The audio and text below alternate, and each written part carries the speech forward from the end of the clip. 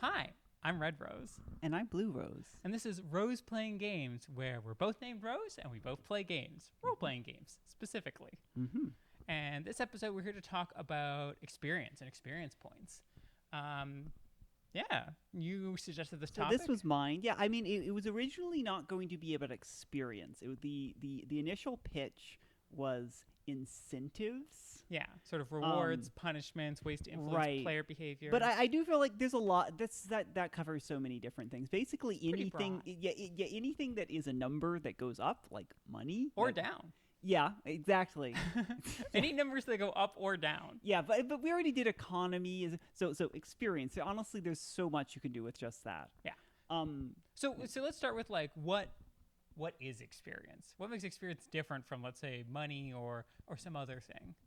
Well, I mean, compared to one of the things, compared to money, it's abstract, or at least more abstract than money is. Yeah, you can because, imagine holding like gold in you your have to hand. talk about it in terms of points. Like there are, I think, some games that try to map it to be like call it no. You have experiences that you write down, but that's pretty rare. Yeah, it's sort of very gamey, Mhm. right? And it's this idea that it's a numerical representation of the way your character is growing in power, right? And it has sort of a slightly video gamey vibe. Yeah, I mean, the fact that you even just said growing in power is kind of video gamey. Like, Yeah. I mean, obviously, in real life, gaining experience does make you, in theory, makes you wiser. You can pick up new skills or something, but it's as if I don't know. Experience can be bad. Yeah, we normally measure experience in like years on the job, not in points, right? And even the fact that you get levels, right? It's like, well, why are they called levels, right? They're not a level of anything. Because in D&D there were like 6 different things that were called levels. So. Yeah, right. But why you think they'd be called like ranks or tiers or something like that if they represented your normal things of advancement? I think they're called levels because of arcade games, right? Because of the influence, and I think it's also the big part of the reason why experience points tends to be a fairly large number is because it's like points in a video game. You get points, right? And it sort of adds up to adding to the next level, right? Well, I mean, Oh, hey, kitty. hello. Do you want to come up? You want to come up? Anyway. Yeah. Well, I mean, I think at least specifically in D&D, the number of the experience points were based were they were analogous to gold points because gold was the main way you got experience. Yeah. So they was kind of pegged to that. Right. Because if for the there is a cat here. If you would just jump up and stop meowing Yeah. and stop trying to knock the camera Okay, off. I'm gonna get this cat.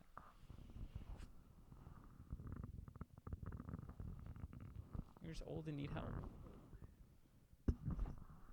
This is Griffin. Griffin. Hi, Griffin. He has gained many experience points, and now He's a very experienced kitty. he's very experienced and High so level. very high level. But part of that means that he's not very good at jumping anymore. Yeah, it's sort of like you level down. Well, yeah. Did you ever play Final Fantasy IV? I have not. Okay, so one of the characters in that is the sage Tella, who is an old man, and it does an interesting trick where when you as characters level up, they gain points in their various stats. Tella does, but certain of his stats actually go down as he levels up because he is like his so strength old, and so and on. he is at the end of his life, and gaining experience is kind of bad for him. Yeah, in that case, the experience is sort of a representation of the passage of time. Which I thought was really neat. Yeah. It was one of the first times I feel like those games had done something kind of narrative like that with their mechanics. Yeah. I can't say I've seen that many tabletop games do something like that. No, I think it's sometimes suggested the idea of like a game where you start high level and then go to low level, but I don't think I've anyone's seen ever that- done that. I think like I may have seen it in a more one-off games. It gets toyed with a little bit, not really mechanically, but in Morrowind. Oh, yeah. Well, so? we're like, I mean, I'm thinking of Morrowind. It's actually something you'll see in like the majority of the Elder Scrolls games. They're a little messages you get when you level up. Oh yeah, And from they'll describe like you feel yourself getting stronger and sorry, and then you like as you get to high levels of power, they start getting a little bit. It's I know I won't go into it. They get a little weird where yeah. they're just like, yeah, just like lose your mind a little bit and you can accomplish anything. And there's like at level cap, it's like it starts as you get closer to this like soft cap, it starts saying like you realize that you realize what it is to grow old. And you've gotten so strong that you feel like you fully understood the fact that you're not going to be able to maintain this forever, and like someday you're going to slip up, you're going to start to degrade, someone's going to beat you. Oh, that's fun. Right? And I think that's really interesting, and if anything is something I wouldn't mind seeing more experience systems do. But Yeah, right.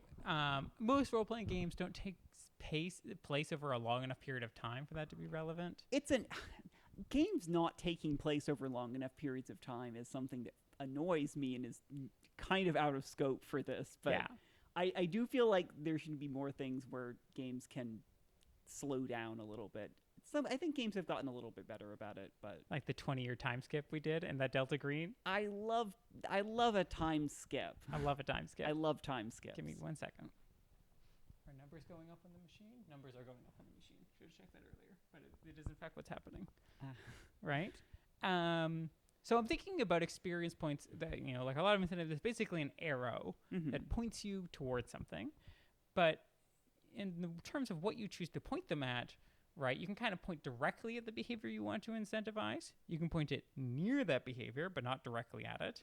Or you can point in the opposite direction, right? And they sort of influence things differently. I'm thinking about, let's say, you have an adventure where there's a werewolf terrorizing the village, right? Pointing directly at the werewolf would be like, you get XP when you kill the werewolf, right? Pointing indirectly would be like, you get XP when the village is safe, right? Regardless of how you accomplish that, right? Or you get XP from something in the werewolf's lair, right? If you don't deal with the werewolf, right? Pointing in the opposite direction would be like, you get XP every time the werewolf kills a villager. I mean, actually, it's pretty fun. Right? But they lead to different dynamics, right? We're pointing directly at it gives players a clearer sense of what they need to accomplish, right? But can feel kind of like directive or prescriptive, right? Like, what if I want to make friends with the werewolf? Or, more than friends with the werewolf, right? What if I want to protect the village in a different way that doesn't involve killing the werewolf, right? Right. Which I mean, it's part of why I would tend to say I feel like that's a little better. Like, I mean, I guess if, some games just really want you to do the combat thing. But I think of a lot of games just resolving the conflict and rewarding you for resolving the conflict is, allows you to do more things. Like, this was like the central argument of the benefit of the classic XP for gold model that I was talking about, where it's indirect. It's not pointing directly where it's at like the thing. the point of going into the dungeon is looting it. The point is not killing monsters. So you don't really mostly get the majority of your experience for killing monsters. You get a point of experience for each piece of gold that you haul back up. And so if you just snuck past all the monsters or parlayed with them and didn't kill a single thing and just harvested incredible riches, that was how you leveled up, and the game didn't try to tell you, no, don't do that, you should be fighting. And it's interesting because in that case both the monsters and the gold are a little bit indirect. If you wanted to directly give XP in this situation, you give XP like per room you go through, right? Because like what exploration based. What is the game? The game is going through a dungeon, right, and interacting with it, right? But of course, if you imagine a experience system where you just get XP every time you go into a room, right? People would just seek out weird broom closets, right? Like, it would not lead to behavior that made sense in the context of the story, right? Whereas I think the reason that people like the gold for XP is it led to behavior from players that was most in line with the story of being kind of like greedy, slightly cowardly adventurers who are scraping by and being clever, right? Whereas people, getting XP for killing monsters kind of led a bit into the story of like, it couldn't lead into the story of being monster slayers, but can also lead into the story of kind of like punching down, right? Like we go and we murder all the kobolds, right, for no good reason, and we kill their kids for 1 XP each, right? Like, And I feel like video games mostly just kind of ran with that. Like yeah, a lot of modern games, you do get experience for like quests. exploration or quests, but on average, the killing XP is the Oh, lion's yeah, share of it. absolutely, because combat is the lion's share of the game, Mm-hmm. right? That most of a video game is combat, and so they point you at the combat and say, go do that, right? Whereas, so you gotta, when you're figuring out your XP system, you gotta figure out what you're pointing at. And this brings me to thinking about XP systems that are related to failure, right? So there's lots of games where you mark XP every time you like fail a roll, right? I believe a lot of the Apocalypse World systems do this, right? A number of them, yeah. We're playing Delta Green right now. You mark a check mark next to a skill if you fail it per session, then you get a couple points in that skill at the end of the session. It's a thing in Burning Wheel. Yeah. Burning Wheel actually wants you to get successes and failures. You need a certain number of them to level up. Right. But the problem is that this is a case where pointing indirectly, I think, doesn't work, right? Where what they want you to do is take risks, right? But what they end up incentivizing is rolling dice, right? Which is inherently taking a risk. Not always, because you can roll dice for something where there's no consequences. Well, but you can't really do that in PBTA though. Yeah. Like the die system doesn't always has the possibility of GM gets to make a move against you. So that's true. So part of the reason I think it works in PBTA a little better than some other systems is because the GM can just be like, now a bad thing happens out of nowhere if you roll bad. Yeah. Right. Yeah, it wouldn't work as well if you ported it to D&D, in which nothing happens as the default result of a roll. Yeah, right. I still tend not to love it, right? Because it doesn't feel like, again, it's like, oh, how do I as a player make decisions that will move me closer to the goal of leveling up, right? And then if you're just, it's like, oh, when I fail rolls, right? It's like, well, the only decision I can make that affects that outcome is how often I roll dice, right? Yeah, I mean, I don't know. I guess I guess like I don't tend to actually care about XP systems that much.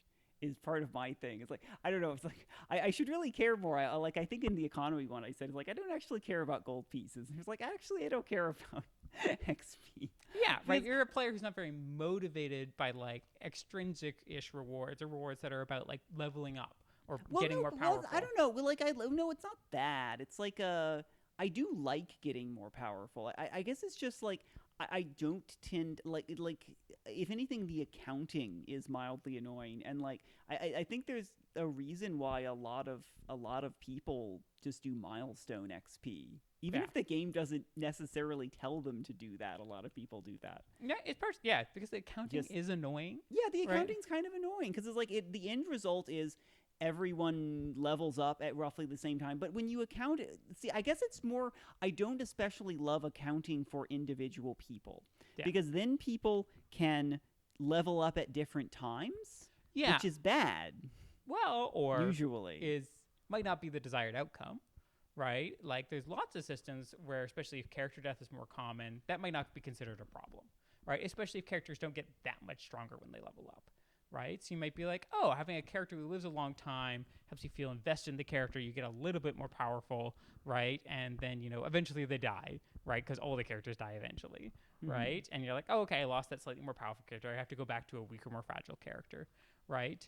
And in that case, if characters never get that much more powerful, it's like, well, it's okay if you're different levels, right? Because you're just slightly different versions of the same general power band. Whereas when characters get dramatically more powerful per level, like more contemporary D&D, right? Like in 5th edition, you kind of all got to be about the same level. You can maybe be one level off, right? But if like one of you's 5th level and one of you's 1st level, like you are not going to be able to do the same things, right? And one of you's basically a henchman or a sidekick. Yeah, like D&D has always been kind of like that, because it has that kind of 0 to hero progression where there's just vast gulfs, and there's an expectation you can go really high. It's not as big of a deal in, honestly, a lot of games. Like basically I feel like games that lean, I feel like that's more a problem with fantasy games than anything else because they inherit from D&D a lot. If you go and play something like Shadowrun, a lot of like, for example, stuff that doesn't have levels don't tend to have as much of a problem. Like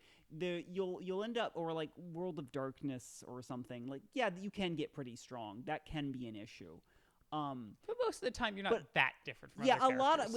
especially a lot of more skill-based games are more likely to have at least a partially already formed character, and then you sort of tweak at getting a little better at certain things, and that it's not as nearly as big of a deal. Like, it still can be annoying, especially if there's a significant gap, but it's not as ridiculous. Yeah, right. And then it's interesting. There's things like Yazebas, right, which kind of like overlap experience points with like stickers and stuff, right, where it's kind of this like legacy game-ish crafty book thing. Yeah, like that goes really far outside of what experience points even mean. Yeah, in most right. games. But they're still functioning a similar role of like, oh, they're representing a character's progression over time. It's often not progression in terms of power, right? It's progression towards the end of their character arc. They do character arcs. The characters will grow and change, and stuff about them gets rewritten.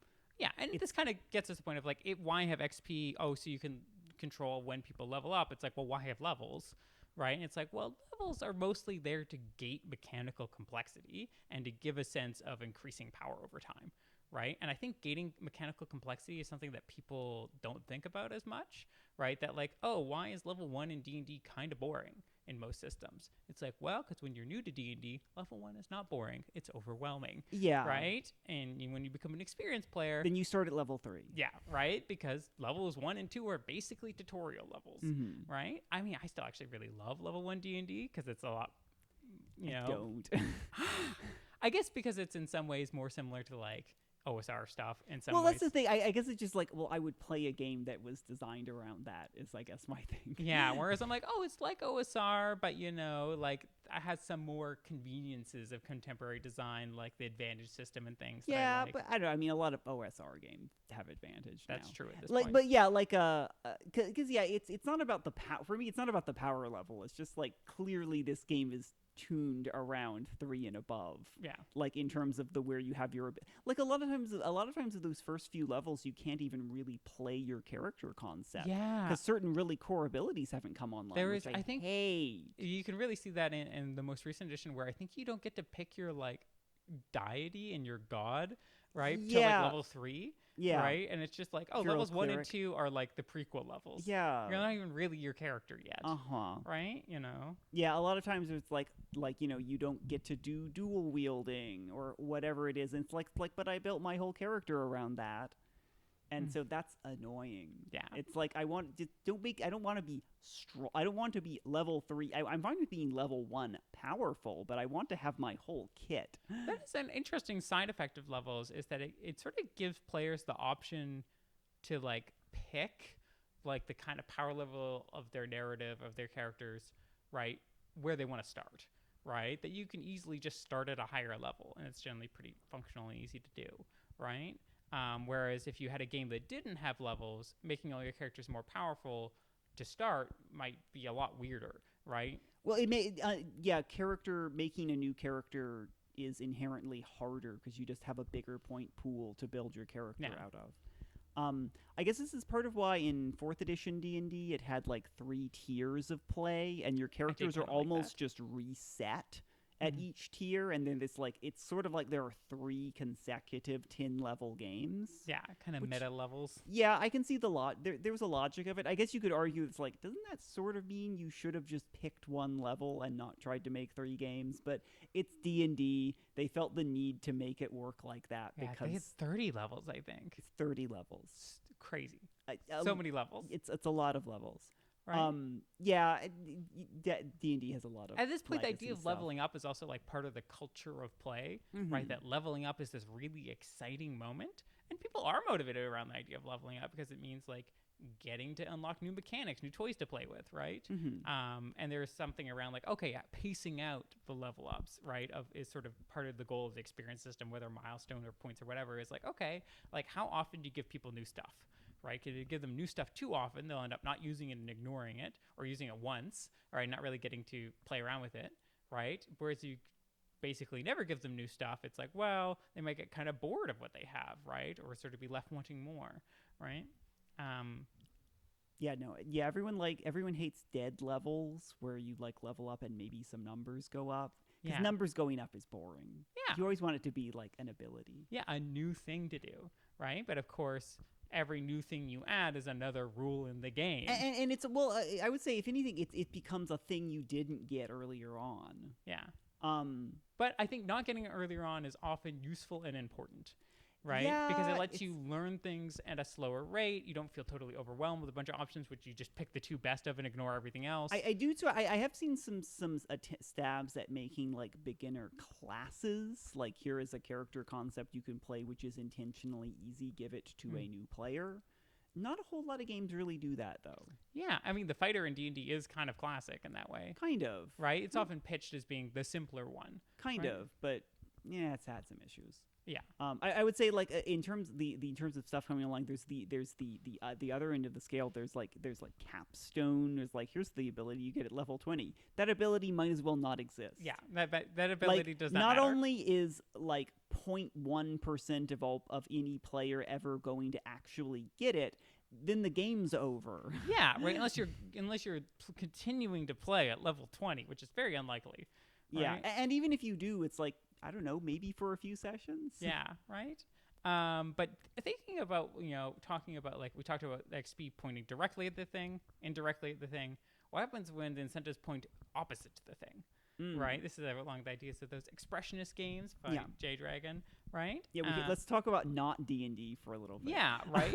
So what did they use? Did they use triangle agency as an example, right? Where there's like incentives within the game to sort of rise up in the hierarchy or structure of the organization, right? But those sort of run counter to what probably your character motivations are, right? And possibly your character's interests, right? Because you might be kind of acting against your own group of anomalies, right? Anomalies. But sort of going back to the example of like, oh, you're in a village where every time the werewolf kills someone, you get XP. Right. And it's like, there's sort of this interesting thing where it's like, oh, that can serve either as a catch-up mechanism, right? Like where players who are less skilled will then get given more power to help deal with the problem every time they fail, right? But it can also very easily become a perverse incentive, right? They're like, well, let's wait around until that guy kills 5 villagers, right? Right? Or it can create a sense of kind of like moral disgust with the game, which is interesting, but kind of you need to make sure that it's coming from an agency or organization or something within the game, right? In order to sort of like get that sense of opposition, right? Like the gold for XP system can also feel a bit that way in terms of like anytime you do something where you're choosing to sacrifice gold, right?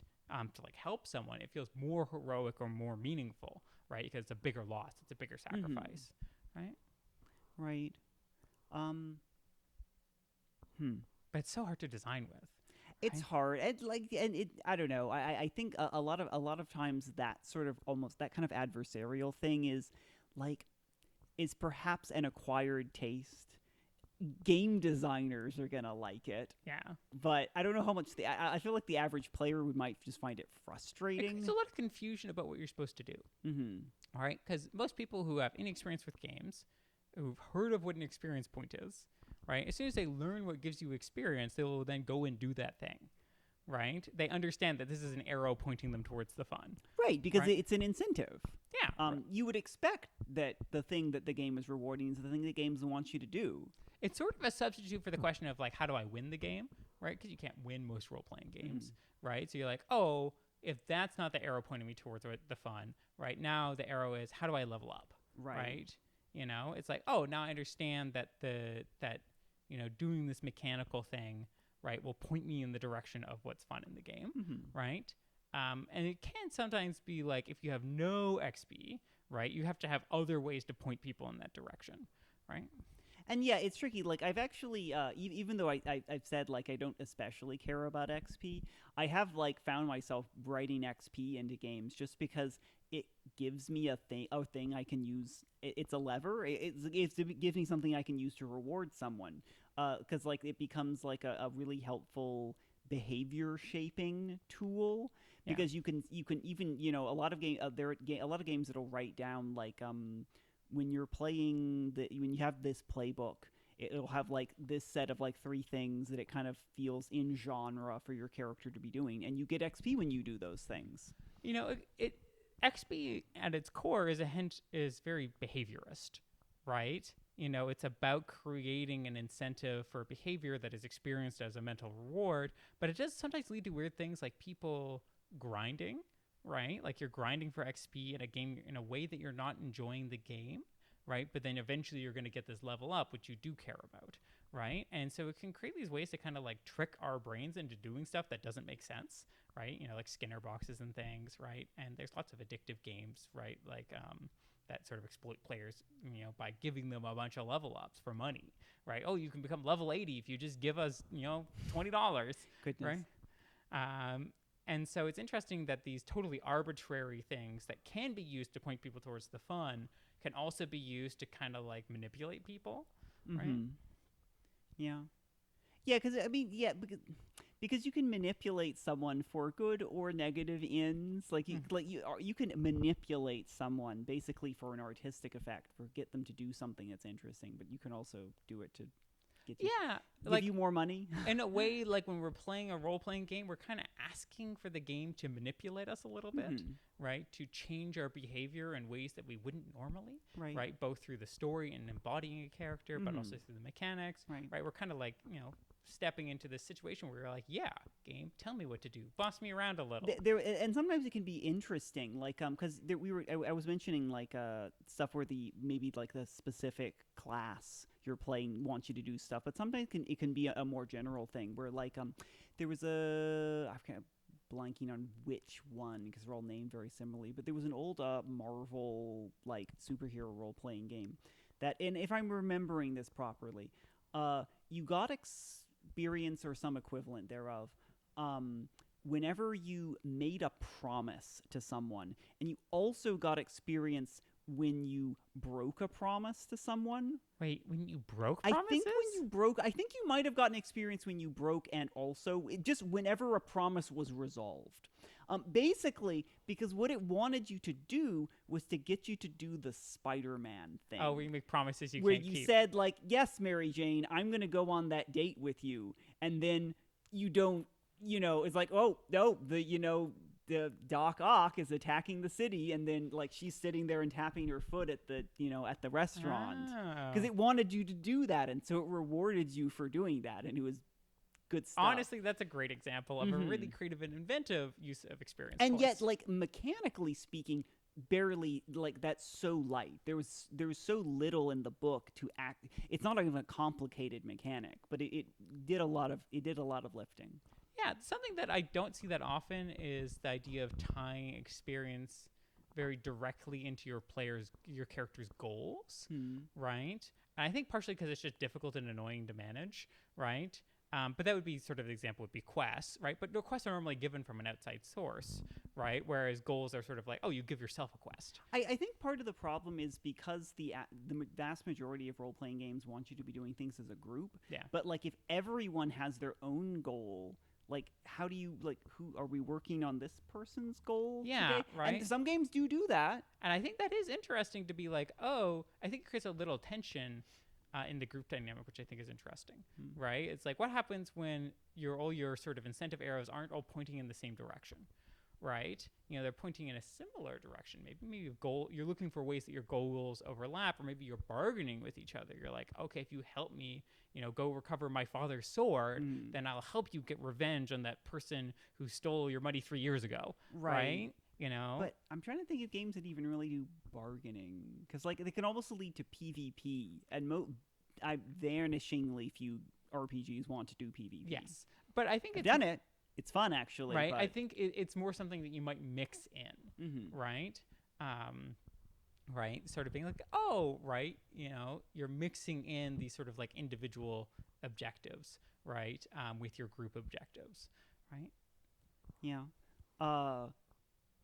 But I mean that said, I have seen because I'm gonna like because I'm going to talk about Chubos again. Of course, we're gonna talk about Chubos. Well, it's very pertinent here. Yeah, Do you exactly. know how XP works in Chubos? Yeah, tell me about Chubos. It's really interesting. So wait, what's the full name of Chubos? So, Chubos Marvelous Wish Granting Engine. Thank you. So in that game, your characters are defined by what it calls arcs. They're character arcs. And so you can get XP for a variety of reasons. Actually, some rather unusual reasons, where like you can get XP for emotionally reacting to something that happens, including someone else. If someone else can do something significant that get them XP, and then you can do a reaction shot to how you respond to them getting XP and get XP. That's sick. You can do it in weird ways. There's little mechanics where you can like hold up a sign that says something. It's a weird game. We gotta play Chubos Marvelous Wish Granting Machine at some point. Yeah, but the thing is, it's a little bit of it. There's a fair amount of buy-in on the game though, because you have to, more so than most games, you're doing some upfront work to figuring out what your character's story is going to be. And it's built out of what it calls quests. But quests are very player-directed. They aren't like... They're more like someone goals. gives you a quest. It's more like it's a personal thing. Everyone has their own... You have a series of quests. Like, you have an arc. And your arc is built up of quests. The arcs follow a series of steps that are kind of like a narrative... five act play kind of journey, and you fill quests into those slots, which are their own little mini arcs. And then each quest will be like, this is a quest where I'm going to, renovate my old family home. They can be stuff like that. And it'll have a series of things you can do that are contributing to showing how your character is working on the home, or going to get equipment for it, or like showing up to the adventure dead tired because they were up all night doing that. Hammering nails. Yeah, and you get experience for them while you're on that quest. Yeah. And then once you've acquired enough points to fill up the clock for that, you complete the quest and you move to the next part of the arc. And then your character changes typically in some way. But it's also how you unlock abilities. So there is a whole like gaining power sort of. That is how you gain new superpowers as well. But it's simultaneously that you are also working on your individual things. Yeah, they're trying to overlap the sort of mechanical power growth with the narrative growth, character growth, right? And make those things interact with each other in a meaningful way.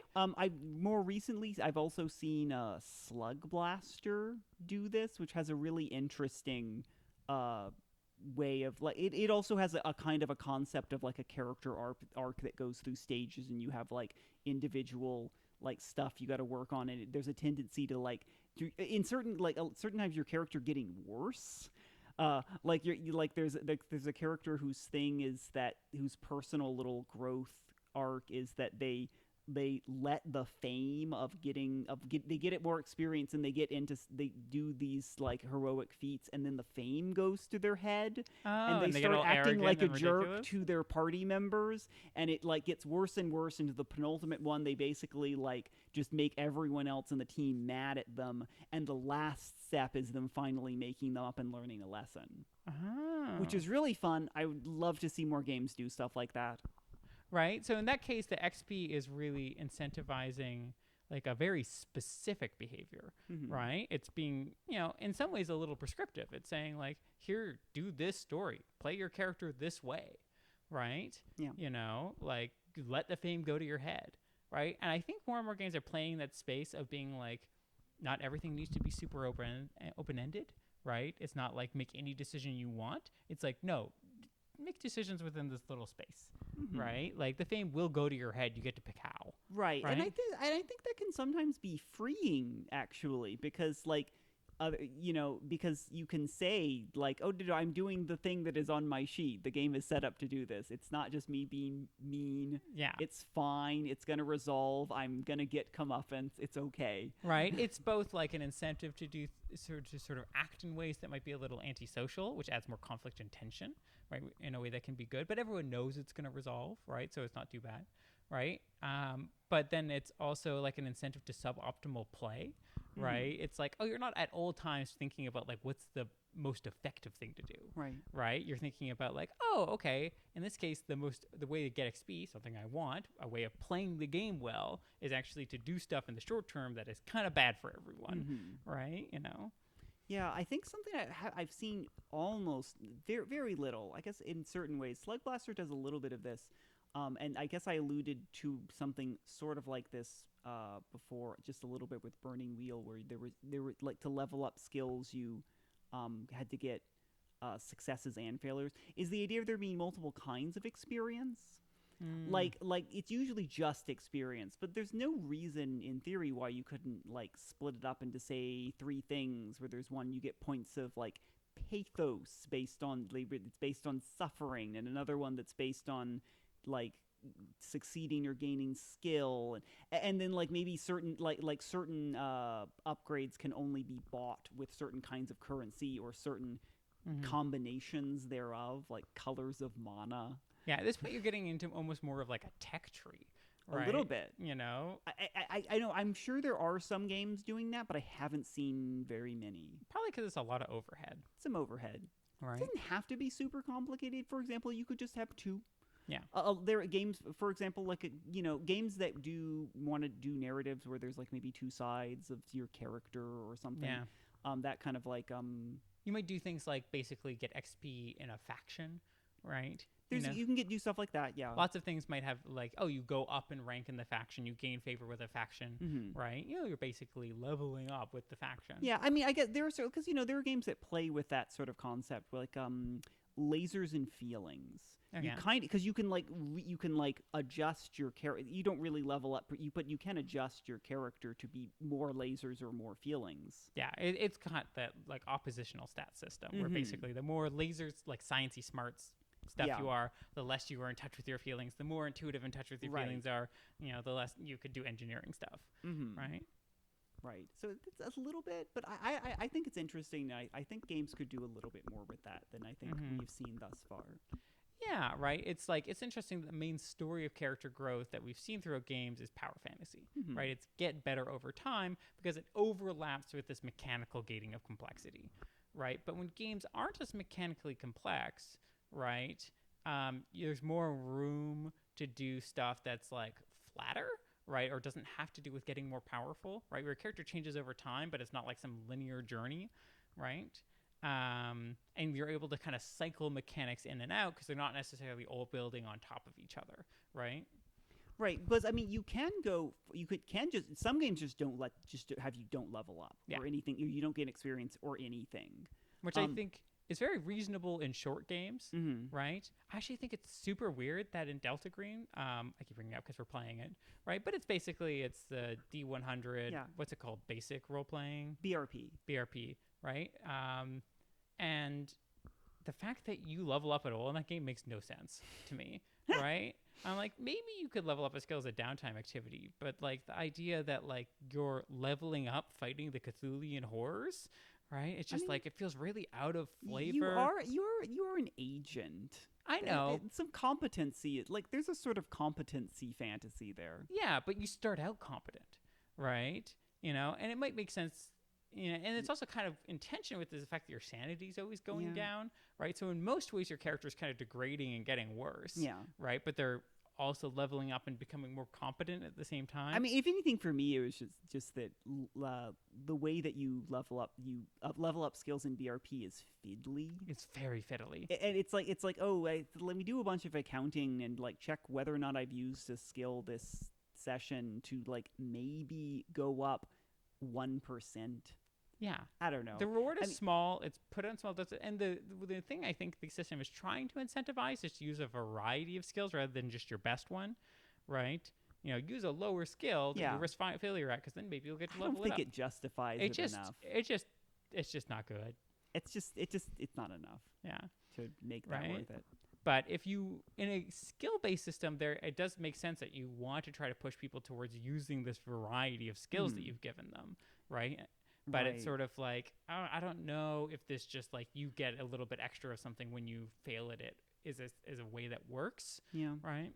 So Yeah, because that is an issue with like, because there are some games that try to do uh, the almost like realistic feeling thing where you level up skills by using them, but it does have a pitfall where it incentivizes you to just do your one thing all the time. and it also tends to incentivize non-realistic behavior a lot of the Yeah. time. Like if you think about in Skyrim, where you can level up by doing something, and what do people do? They jump everywhere. Yeah. Right? They sit there and pickpocket the same guy repeatedly, right? People like there's a tendency in these sort of like incentive systems to look for a way to exploit the system, right?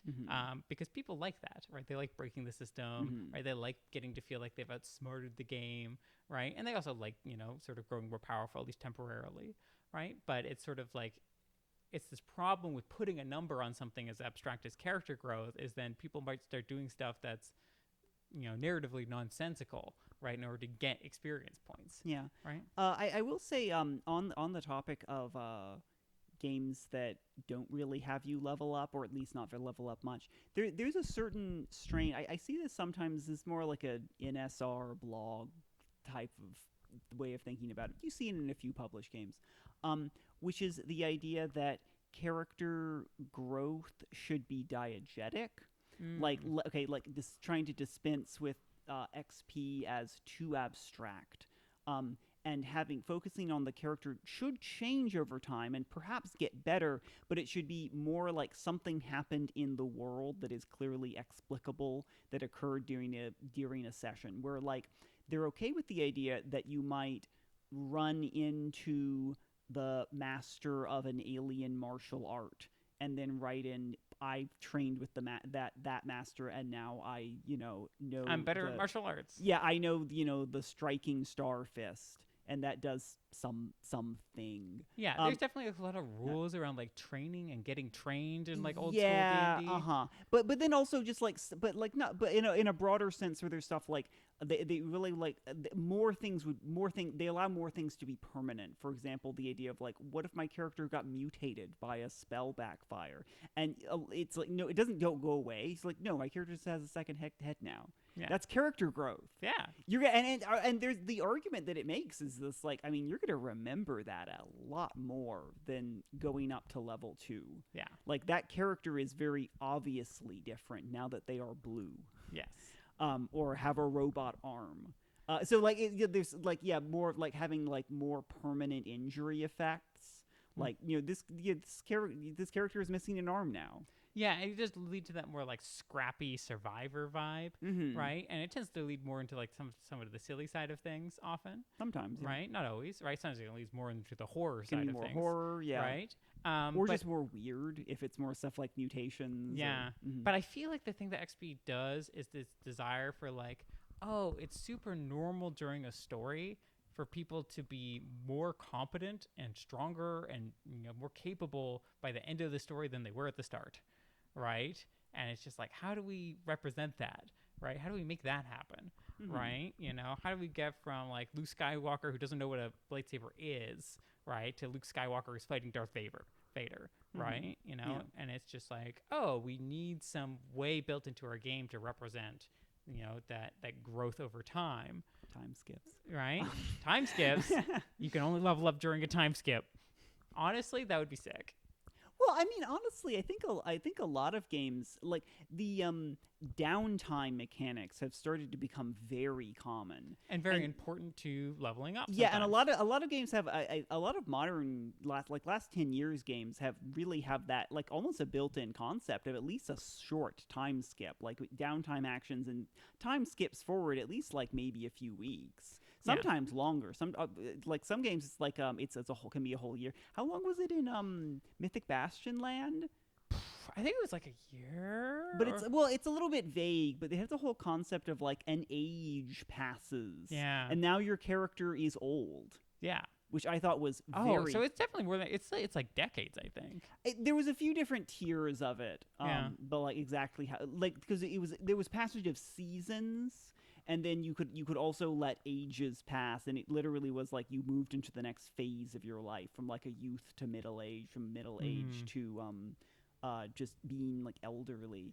Yeah, I think and the your reason why stats people, start going down, but you also get certain benefits because you're so wise at this point. I think the reason why games don't do that as much is because it's a pretty big role playing challenge. I've definitely noticed, having run a time skip, that getting people a little bit used to their characters, and then being like, okay, now imagine them 20 years from now, right? Well, it's a big skip. You don't have to do that big of a skip. Smaller skips tend to have Even like honestly, I think even like for a lot of games, just like space it out by a year.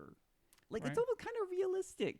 Like usually stuff happens. Like the idea that a game might take place over 5 years is not absurd. No, and in fact, it's more absurd that sometimes these XP systems lead to people basically going through their entire character arc in like a week. Yeah, well, I'm trying to remember if you at least I remember calculations being done with like 3.5 D&D where it's like if you go by the amounts, like things that should happen on a given adventuring day, and the average XP, it's like you should like level up to level 20 in like 2 months or something. Yeah, or not long. It might have been less. Right. Be careful about putting a mega dungeon in your campaign, because a bunch of nobodies go in and then come out, world-threatening powers. I remember seeing a thought experiment of like, what if we take that as their word, and that's just how the world works? This is a bizarre world. It's a weird world.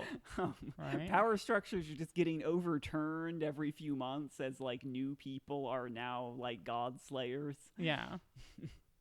Right. I guess the idea is that the failure rate is really high. Right. So it's like the thing that stops the world from being overturned all the time is that almost everyone who goes into dungeons just dies. Yeah, and people who don't go into dungeons don't level up. Yeah. So, but yeah, I feel like that's most of what we had to say about experience points, that they're this particular kind of incentive, right? They're tied to the idea of character arcs and character growth, right? But that might be in terms of like your character growing in terms of like emotionally, or it might just be like you have a better, cooler move now that you can do with your sword. Right. Right. You learned Fireball. Cool. Right. So that sort of like mechanical growth versus narrative growth. But I think the most interesting edge cases are like when XP gets weirdly specific, right? Like you mentioned with Chubo's Marvelous Wish Granting Engine, things like, you're going to level up once you, finish your attic, right? Like, love it.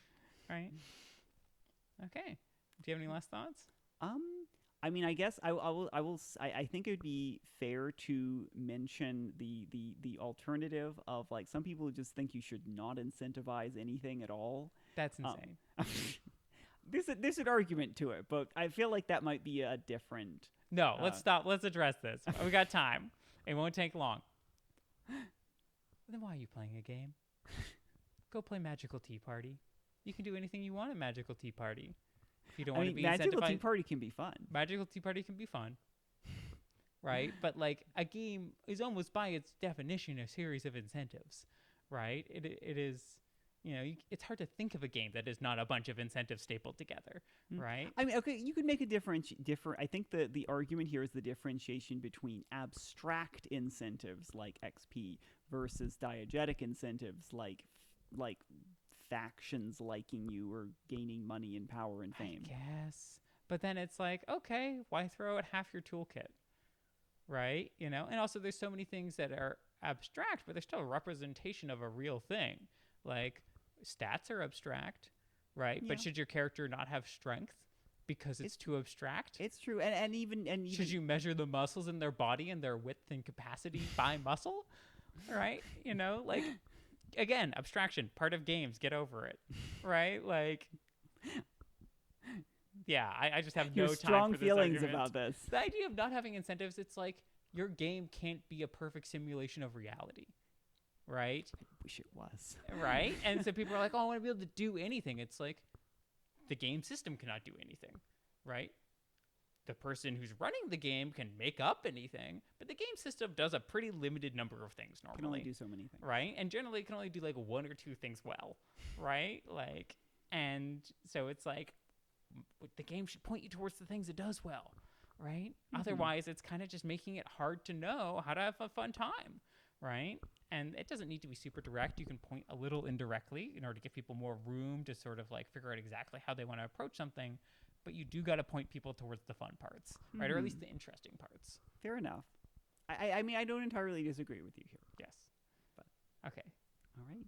Well, I've been Red Rose. And I'm Blue Rose. And you've all done a great job today. Mark Experience will level up next time.